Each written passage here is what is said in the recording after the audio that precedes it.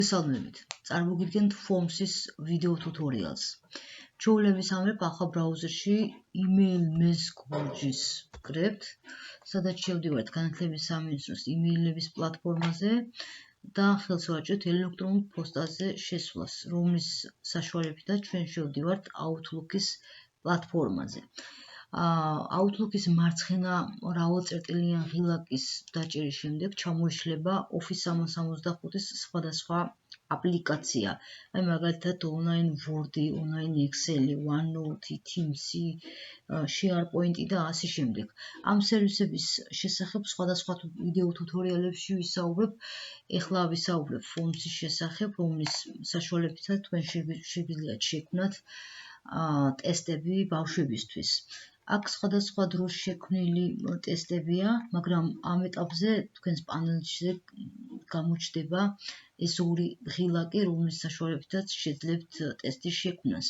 მაგალითად, New Forms-ი, როგორც წესი, გამოიყენება სხვადასხვა აზრის გამოსაკითხად, სტატისტიკის, ესე ვთქვათ, შესადგენად და ასე შემდეგ. მაგრამ ჩვენ ამ შემთხვევაში გამოგვაგება New Quiz-ი. მოდი შევქმნათ New Quiz-ი, სადაც შეგვიძლია ტესტ დავართქვათ სახელი. აი მაგალითად შევქმნათ ბიოლოგიის ტესტი.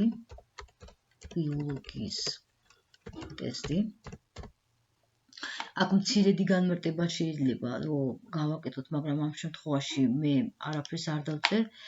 ასევე New Ed-ის საშუალებით თქვენ შეგიძლიათ, ესე ვთქვათ, შექმნათ როგორც დახურული შეკითხვა, ასევე ღია ტიპის შეკითხვა, რეიტინგი მივანიჭოთ ბავშვში, როგორ შეიძლება აფასებდეს საკუთარ თავს და ასე შემდეგ. მოდი დავიწყოთ დახურული შეკითხვით, სადაც ჩვენ შეგვიძლია შექმნათ მაგალითად პირველი დახურული შეკითხვა და დავსვათ ასეთი ტიპის შეკითხვა, მიტოზი არის. აი მაგალითად მიტოზი არის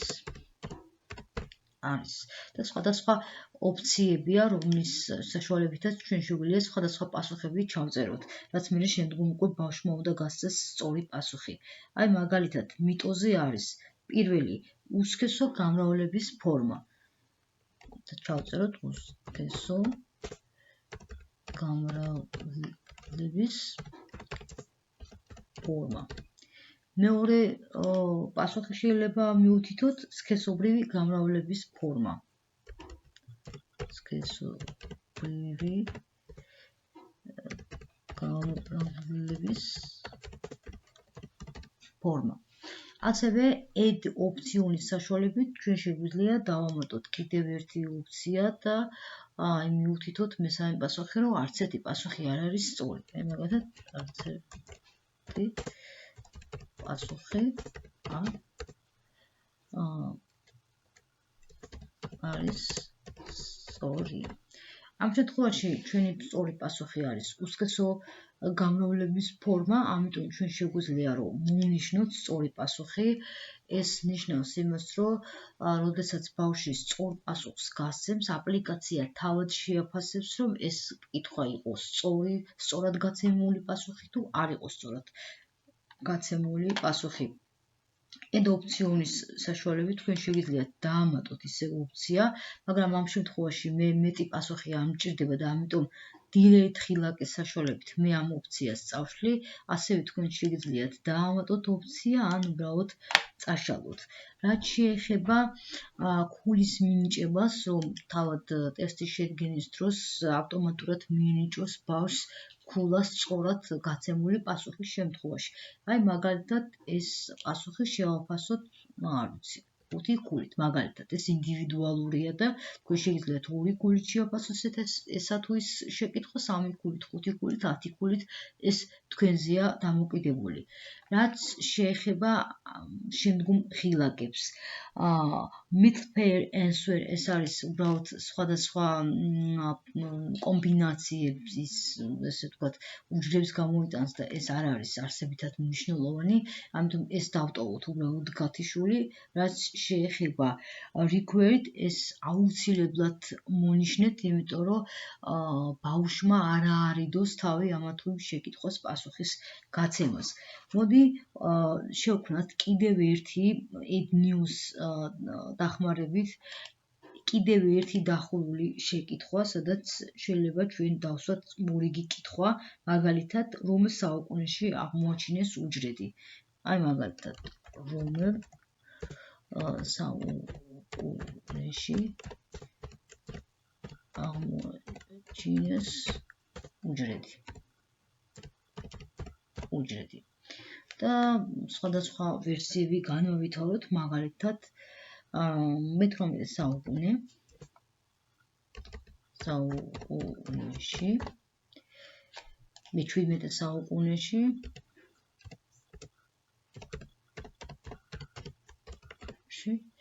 და მესამე პასუხი იყოს, არც ერთი პასუხი არ არის სწორი.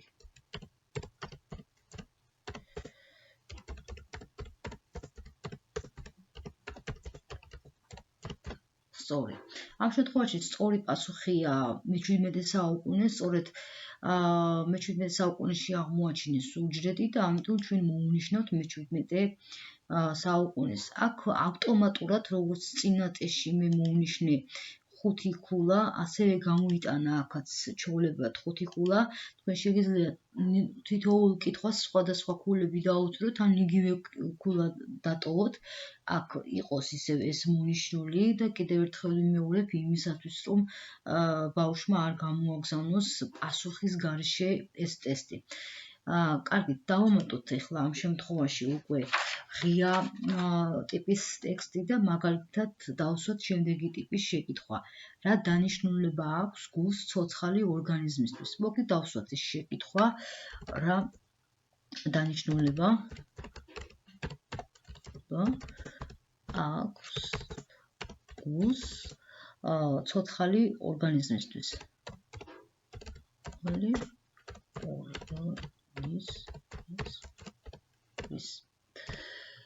ეს შეკითხვა ჩვენ შეგვიძლია რომ იყოს ღია, აქედან გამომდინარე ინდივიდუალურად მოსწავლეს ჰქონდეს შესაძლებლობა იმისა, რომ ამ შეკითხვას უპასუხოს. ამიტომ აქ log answer-ის საშუალებით ჩვენ შეგვიძლია ეს ქვედა ოფცია, პასუხის ოფცია გავზარდოთ და მოსწავლეს ჰქონდეს ულიმიტოდ ვრცელი პასუხის გაცემის შესაძლებლობა. თუ მაგალითად longs ვიზამთ, ესე ვთქვათ, დაპატარავდება ეს უჯრა. მოდი გავზარდოთ, რომ ვრცელი პასუხის გაცემის საშუალება ჰქონდეს მოსწავლეს და აქ უკვე ქულა აღარ არის საჭირო, იმიტომ რომ ავტომატურად ღია ტიპის შეკითხვას ქულას ვერ მივანიჭებთ. აქედან გამომდინარე, ღია კითხვაზე პასუხი არის ინდივიდუალური. რაც შეეხება რეიტინგის, მოდი რეიტინგის ოფციას დავამატოთ, რეიტინგი. აქ შეიძლება უბრალოდ ბავშვმა თავისი თავის ესე ვთქვათ, შეაფასოს საკუთარი თავის შესაძლებლობები, მაგალითად ბიოლოგიის თვალსაზრისით და აქ ჩვენ შეგვიძლია მოვნიშნოთ პირველი 1-დან 10 ქულის ჩათვლით, თუ გინდათ იყოს ციფრები, თუ გინდათ იყოს ვარსკვლავები. ასევე თქვენ შეგიძლიათ დაამატოთ თარიღი, ესე ვთქვათ, და აქ უკვე ბავშვი თუ რომელ საათზე შეასრულა ესა თუ ის დავალება ბავშვმა, შეგიძლიათ თარიღის საშუალებით დაადგინოთ და ესეც იყოს მონიშნული, იმიტომ რომ თარიღის გარეშე ვერ გამოუშვას ეს აპლიკაცია თქვენამდე. ეხლა რაც შეეხება დავათვალიეროთ ჩვენი ტესტი, აი ასე გამოიყურება ჩვენი ტექსტი. ბიოლოგიის ტესტი, რომელიც ჩვენ შეგვიძლია სხვადასხვა, მოდი ასე ვთქვათ, დიზაინი შევუცვალოთ ამ ტესტს. აი შევუცვალეთ დიზაინი და ჩვენ შეგვიძლია ესე გამოიყურებოდეს ეს ტესტი. აი მობაილ აპლიკაცია გამოიყურება ასე, დესკტოპ კომპიუტერ აპლიკაცია კიდევ ასე. რაც შეეხება share-ს, ჩვენ შეგვიძლია მოვნიშნოთ ესე ვთქვათ, ლინკი, დავაკოპიროთ და დაკოპირების შემდგომ ბრაუზერში იქნება თუ სხვა პლატფორმაზე გავუზიაროთ. აღნიშნული აპლიკაცია, რომლის ესე ვთქვათ, პასუხის გაცემის შემდგომ დაგიბრუნდებათ და აქ არის მეორე მხარე ამ აპლიკაციის, სადაც დაეწერება ბავშვების სახელი, გვარი და უკვე ვინ როგორ შეასრულა ესა თუ ის ტესტი.